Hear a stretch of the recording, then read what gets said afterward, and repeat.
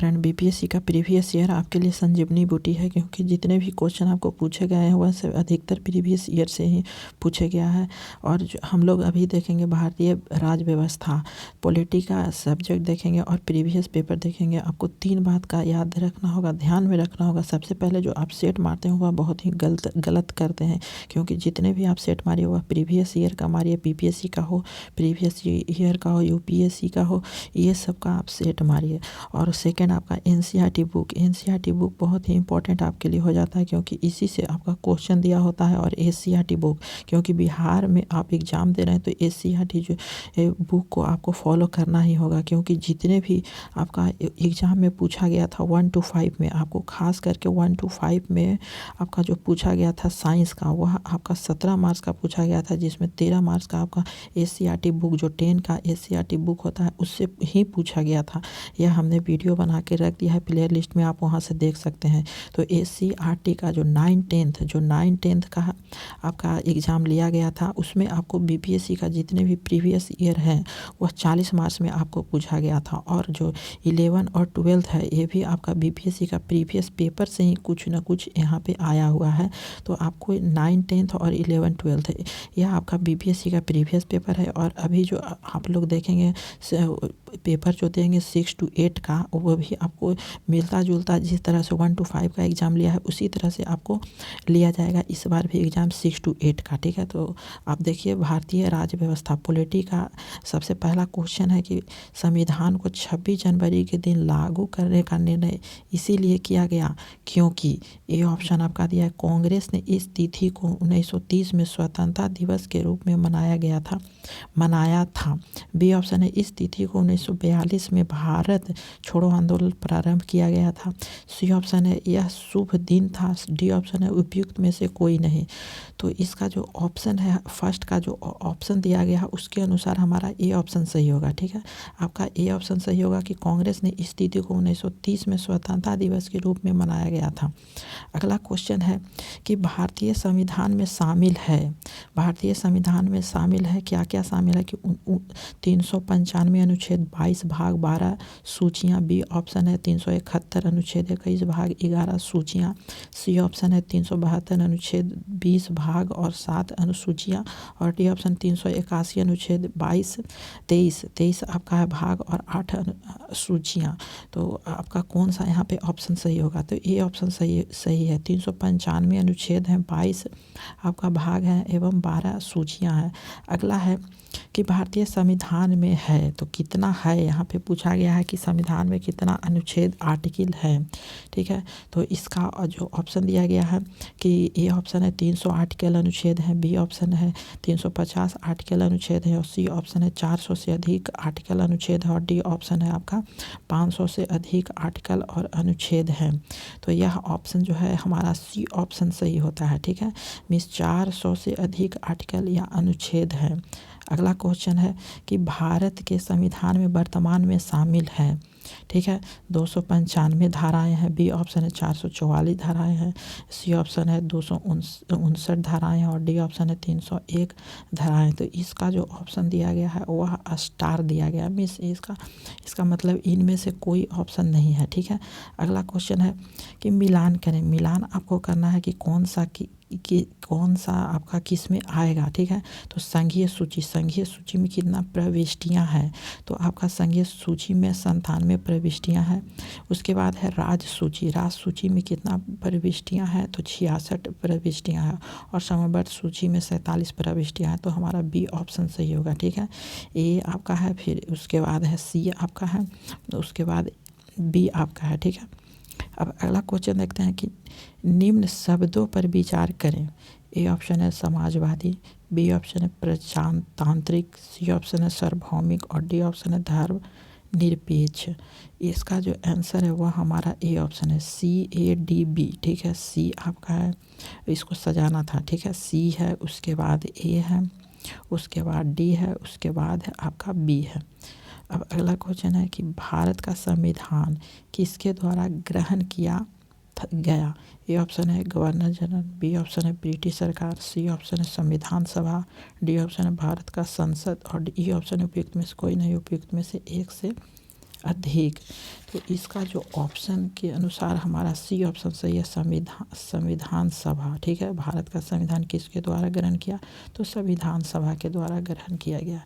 अगला है कि स्वतंत्रता, समानता और भ्रातृत्व की प्रेरणा कहाँ से आई है? ए ऑप्शन है अमेरिकी क्रांति से, बी ऑप्शन है फ्रेंच क्रांति से, सी ऑप्शन है रूसी क्रांति, डी ऑप्शन है चीनी क्रांति और ई ऑप्शन है उपयुक्त में से कोई नहीं, उपयुक्त में से एक से अधिक। तो हमारा बी ऑप्शन से ये फ्रेंच क्रांति से यह जो समानता है, स्वतंत्रता है, भ्रातृत्व है, फ्रेंच से लिया गया। अगला है कि भारत के संविधान की प्रस्तावना में निम्नलिखित में से किस एक को पहले मुख्य रूप से सम्मिलित नहीं किया गया था? ए ऑप्शन है स्वतंत्रता और समानता, बी ऑप्शन है धर्मनिरपेक्ष और प्रजातंत्र, सी ऑप्शन है समाजवाद और समानता, डी ऑप्शन है समाजवाद और धर्मनिरपेक्षता। तो डी ऑप्शन सही होता है, समाजवाद और धर्मनिरपेक्षता है वह हमारा जो एक को पहले मुख्य रूप से सम्मिलित नहीं किया गया था, वह डी ऑप्शन सही होता है।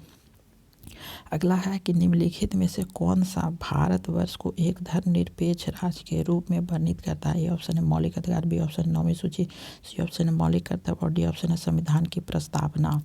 तो हमारा इसका आंसर डी ऑप्शन सही है, संविधान की प्रस्तावना। अगला क्वेश्चन है कि संविधान उपचार का अधिकार किसके अंतर्गत आता है?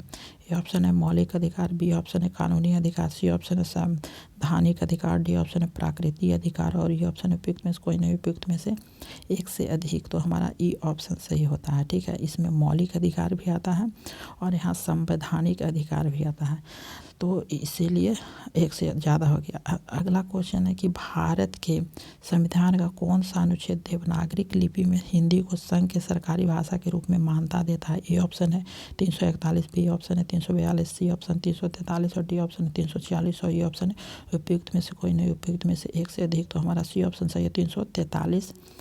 अगला क्वेश्चन है कि निम्नलिखित में से कौन संविधान सभा की व्यापार समिति के व्यवस्थापन के पहले अध्यक्ष थे? ए ऑप्शन है जवाहरलाल नेहरू, बी ऑप्शन सच्चिदानंद सिंह, सी ऑप्शन है कन्हैया लाल मानिक लाल मुंशी और डी ऑप्शन है हरेंद्र कुमार मुखर्जी। तो इसका हमारा सी ऑप्शन सही है, कन्हैया लाल मानिक लाल मुखर्जी। अगला क्वेश्चन है कि प्राथमिकतः आपातकालीन की घोषणा कितने समय काल के लिए सीमित की जा सकती है? ए ऑप्शन 3 महीना, बी ऑप्शन 15 दिन, सी ऑप्शन है 6 दिन 6 महीना और डी ऑप्शन है 1 साल और ये ऑप्शन है उपयुक्त में से कोई नहीं, उपयुक्त में से एक से अधिक। तो इसका जो आंसर है वह हमारा सी ऑप्शन सही है, 6 महीना। अगला है दिया गया है यहाँ पे कि आपातकालीन पर प्रावधान भारत के संविधान भाग 18 के अनुच्छेद 352 से 60 तक निहित है। यदि आपातकालीन की उद्घोषणा को दोनों सदनों द्वारा अनुमति कर दिया जाए तो आपातकाल 6 महीने तक जारी रहता है और प्रत्येक 6 महीने के बाद संसद की स्वीकृति के साथ यह अनिश्चित काल तक बढ़ाया जा सकता है। अब अगला क्वेश्चन है कि केंद्र शासित प्रदेश के मुख्यमंत्री जहां पर इस तरह का प्रावधान है इसके द्वारा नियुक्त किए जाते हैं। तो इसका ऑप्शन है राष्ट्रपति, बी ऑप्शन है प्रधानमंत्री, सी ऑप्शन है उपराष्ट्रपति, डी ऑप्शन है उपराज्यपाल लेफ्ट जनरल गवर्नर जिसको कहते हैं और ई ऑप्शन उपयुक्त में से कोई नहीं, उपयुक्त में से एक से अधिक। तो हमारा ए ऑप्शन सही है, राष्ट्रपति के द्वारा। अगला क्वेश्चन है कि भारत के संसद व्यय किसके द्वारा नियंत्रित किया जा सकता है? संसद का व्यय किसके द्वारा नियंत्रित किया जा? ए ऑप्शन है राष्ट्रपति, बी ऑप्शन है नीति आयोग, सी ऑप्शन है वित्त आयोग, डी ऑप्शन है नियंत्रक व महालेख परीक्षण और ई ऑप्शन है उपयुक्त में से कोई नहीं, उपयुक्त में से एक से अधिक। तो हमारा ई ऑप्शन सही है, संसद के द्वारा ही किया जाता है। तो भारत का सर्वोच्च न्यायालय जो विधायिक निकाय है भारत संसद में राष्ट्रपति या 2 सदनों राज्यसभा राज्यों की परिषद तथा लोकसभा लोगों का सदन होते हैं। तो राष्ट्रपति के पास संसद के दोनों सदनों में से किसी भी सदन को बुलाया या स्थगित करने के सभा को भंग करने की शक्ति होती है किसके पास? तो राष्ट्रपति के साथ। अतः भारत के संसद का व्यय है जो संसद के द्वारा ही नियंत्रित किया जाता है। अगला क्वेश्चन है कि जनहित याचिका की धारणा किस देश से उत्पन्न हुई है? इसका ऑप्शन है यूनाइटेड किंगडम, बी ऑप्शन है सोवियत संघ राज्य, सी ऑप्शन है ऑस्ट्रेलिया, डी ऑप्शन है अमेरिकी गणराज्य और ये ऑप्शन है उपयुक्त में से कोई नहीं, उपयुक्त में से एक से अधिक। तो इसका डी ऑप्शन सही है, अमेरिकी गणराज्य यूएसए के द्वारा। अगला है कि किसी व्यक्ति की वैध हिरासत के खिलाफ निम्नलिखित में से कौन सी रीट लागू होती है? ए ऑप्शन है बंदी प्रत्यक्ष, बी ऑप्शन है परमादेश, सी ऑप्शन है उत्प्रेषण लेख और डी ऑप्शन है अधिकार परीक्षा और ये ऑप्शन उपयुक्त में से कोई नहीं, उपयुक्त में से एक से अधिक। तो इसका ये ऑप्शन सही है, बंदी प्रत्यक्ष। अगला क्वेश्चन है कि संवैधानिक प्रावधान के संशोधन का प्रावधान किस में दिया गया है। ए ऑप्शन है भाग आपका है 21 अनुच्छेद 356 है। बी ऑप्शन है भाग 20 अनुच्छेद 356, भाग 20 अनुच्छेद 368, भाग 21 अनुच्छेद 368 और ये ऑप्शन है उपयुक्त में से कोई नहीं। उपयुक्त में से एक से अधिक, तो हमारा सी ऑप्शन सही है। 20 आपका भाग है अनुच्छेद 368 कहाँ से लिया गया? दक्षिण अफ्रीका से संशोधन। अगला क्वेश्चन है कि भारत की रक्षा बल के सुप्रीम कमांडर होते हैं। ए ऑप्शन है भारतीय सेना के सेनाध्यक्ष, बी ऑप्शन है भारत के राष्ट्रपति, सी ऑप्शन है भारत के प्रधानमंत्री और डी ऑप्शन है भारत के रक्षा मंत्री और ई ऑप्शन है उपयुक्त में से कोई नहीं। उपयुक्त में से एक से आपका अधिक। तो यहाँ पे जो रक्षा बल के सुप्रीम कोर्ट होते हैं वह हमारे भारत के राष्ट्रपति होते हैं। बी ऑप्शन आपका सही होता है।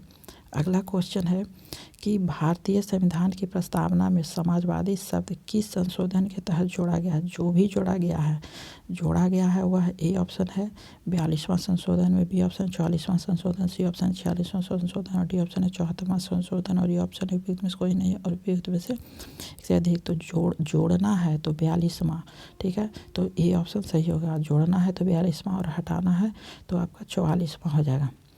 अगला क्वेश्चन है कि एक नया राज्य बनाने में संवैधानिक संशोधन के लिए कैसा बहुमत चाहिए? ए ऑप्शन है साधारण, बी ऑप्शन है 2/3, सी ऑप्शन है 3/4 और डी ऑप्शन है 2/3 एवं आधे राज्य का अनुसमर्थन। डी ऑप्शन उपयुक्त में से कोई नहीं। उपयुक्त में से एक से अधिक, तो हमारा ये ऑप्शन सही है साधारण। तो thank you for watching this video.